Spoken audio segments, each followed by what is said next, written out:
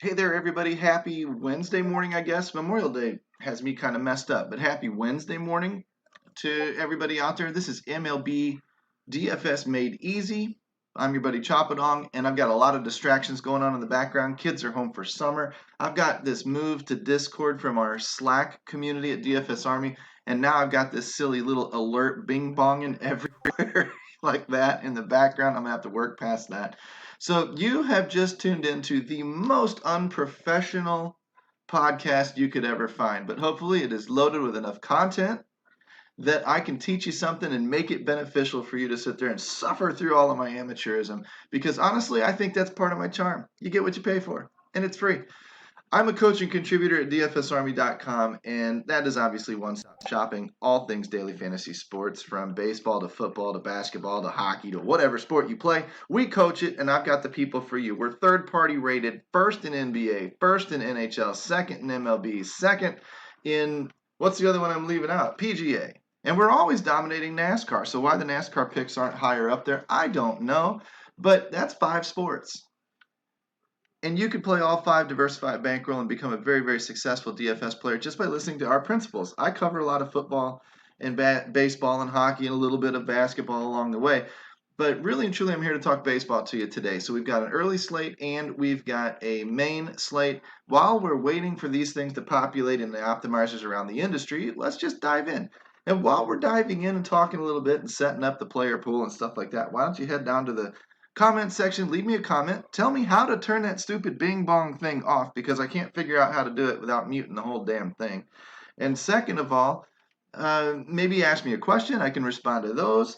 Maybe ask me a question about becoming a VIP at DFS Army, maybe baseball related. Anything that you want to do, that comment section is yours. But in the description is the link to become a VIP if you want to, and of course we'll rock and roll from there. Let's dive in and let's talk about that slate. And let's use the research station. I've already got it parsed down for the early stuff so we can really fly here. And when we're talking about the pitchers, the first thing we have to talk about is weather. And for those of you that maybe don't know, this might be a good opportunity to call up that weather station and show you that here at dfsarmy.com, because this weather station is kind of a beast. It shows you there's a lot of delay risk and some PPD risk in the Cincinnati game. I'm going to tell you my parameters. A lot of people go by forecasts and whatever else. My parameters are really, really simple. If it's over about a 30 or 40% chance of rain, I am off of the pitchers, especially for cash games. Don't even use them. And if it's over about a 60 to 70% PPD risk, I'm thinking about getting off the bats.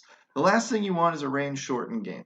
A delay in game isn't bad for bats because, they usually come back out on the field. They go play cards for an hour or two and they come back on the field. Pitching arms, it shuts them down. You're not running your $20 million pitcher back out there to warm up again just to throw another inning or two. It doesn't make sense.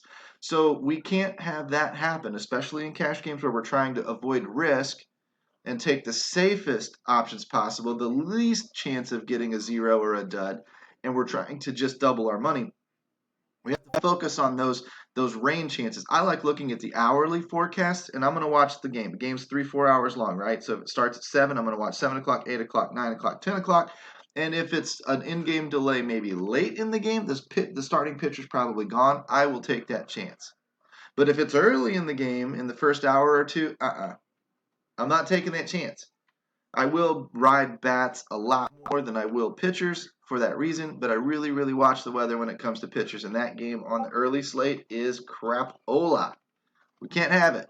So you're going to probably have to bail on a Philly or a Cincinnati pitcher, and you might contemplate getting away from the bats unless you're playing tournaments and you want to be contrarian and you want to say, what if it doesn't rain? Everybody else will run away, and I'll be there and I'll be all alone if the game explodes. That's a gamble you're going to have to take on your own dime, but it's one worth taking sometimes. So consider the contest, consider how top heavy it is, consider how much you're going to turn your dime into or your dollar or your $10 into. And if that payoff is enough for you to warrant taking that risk, go for it. Be my guest. Okay? Now, when we get rid of the weather station, we come back to the research station. We're looking at those pitchers. And if I mention a Cincinnati or a Philadelphia pitcher, I'll try to correct myself. The first thing I'm going to do is take that K-score, of course, sort it to the bottom like I always do. Lamet, Lynn, Alzolay, Howard, these guys are up there. The other guys are not. So I would probably be focused on Lamet and Lynn. Lamet, if he's healthy, Lynn, maybe Alzolay, something like that. Those are the pitchers that I'm really, really going to be keying on because they have the highest K scores for the slate. It's not like Alzolay and Howard are that much different, but there is enough of a difference that I might not even take him. And with the WOBA score against Howard, I probably think there's a better chance he blows up than Alzolay, so that's probably where I make that decision. And it's just that simple, right? Come over here. Let's make sure we don't have any Cincinnati or Philly guys in that game. Howard. Say I'd be off of Howard, so it's just those top 3 guys that I'd be after. Pretty simple, right? Then I come down here and take the W score. I sort the same thing. Bada bing, bada boom. I would attack Howard with bats if I was going to play that game. If I was going to take the chance on bats, I would attack Bumgarner, and I might even attack Alzolay some with San Diego. In the lineups I'm not using him in, brings up another question. Would you stack against your pitcher on a short slate? No, I never stack fully against my pitchers. That's just suicide in a lot of cases. Taking 3, 4, 5 bats against your pitcher is just crazy. So I don't try to do that. Even on DraftKings, even on short slates, I try to limit it to about 2 guys. Now I will take 2. I'll take 2 on a 10-game slate against my pitcher. I think that's a just fine way to get contrarian. I think it's taboo in the league. I don't think anybody does it, at least not very often. And it's a way to get unique. And if my guy or my 2 guys rip a bomb off of the bullpen, then my pitcher didn't even get hurt. Okay, so there are options. There are weird idiosyncrasies that you can use if you think deeply enough about the game. But a full stack, no can do. These are the pitchers, like I said, that I'm stacking against or stacking with these bats. Cincinnati, New York. Well, if you're playing Cincinnati, New York, San Diego, Arizona. Doesn't mean Chicago and Philly or whatever won't go off. It just means these are the guys that I'm going to put the most exposure towards. That's the way I like to play. And then I come into the trends tab and I figure out which guys are batting over 400 WOBA for 7 days and over 200 ISO for 7 days. And I try to ride that hot streak. And I'm looking at names like Chris Bryant, Patrick Wisdom. We called him out yesterday. Hit another bomb, right? If he gets the start and he gets the playing time, he's hot right now. It makes sense to play him. Come down here to some of these other guys. Adam Eaton barely over the 400 WOBA, but it's way up from the 263. Maybe he's going to continue and post a 450 or a 500 for the week. And we're only 5 days into the next, 7 days. And in 2 days, we look at this number and it's even bigger. You're going to want that bat for these 2 days. That's what this streaking trending tool can tell you.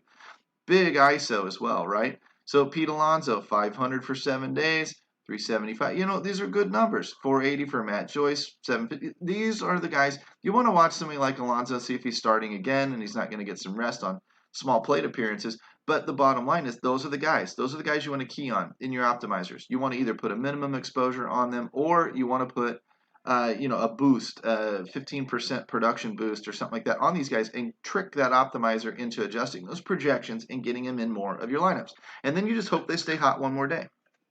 You could play the exact opposite of me too. There's a million ways to skin a cat. You could say these are the guys I am not using. They've been hot for a week. They're due to cool off. I'm going to bet that they're going to cool off. Fine. Do your thing. I do my thing. You do your thing. This game is wide open for all of us. I don't win every night. Nobody does. So it's just what I like to do. It keeps me steady. It keeps me consistent.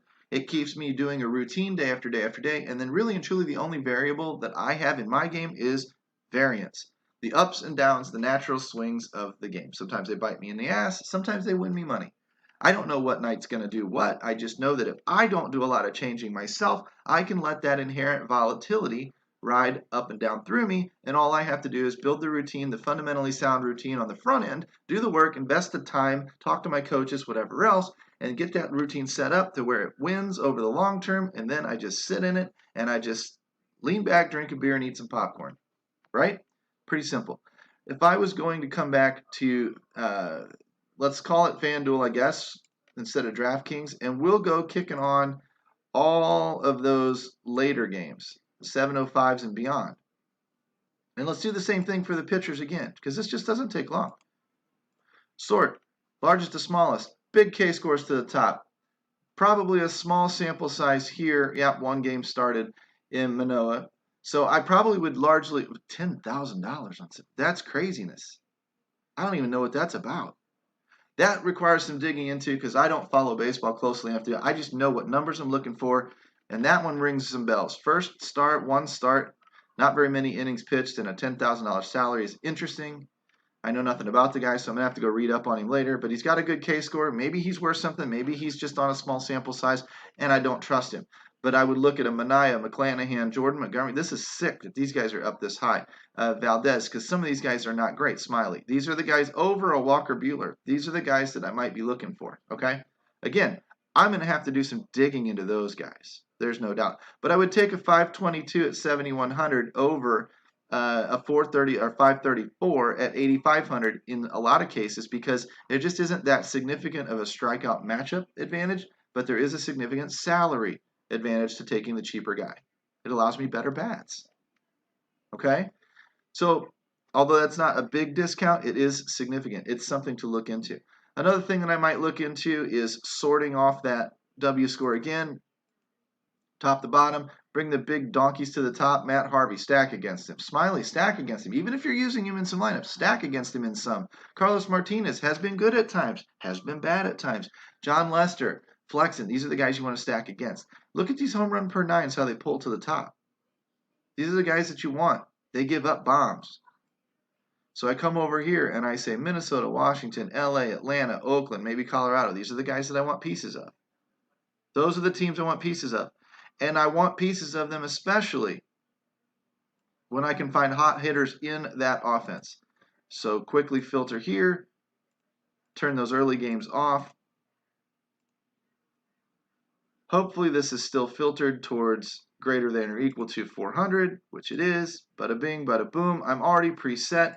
Now I can come over here. I can alphabetize my teams, A to Z, and look for those same teams. Houston's been hot. They weren't on that list. Doesn't mean they won't be great. Seattle, Toronto, they weren't on that list. I was looking for Colorado's and whatnot. Only one guy in there, but I would be playing Charlie Blackmon. Why?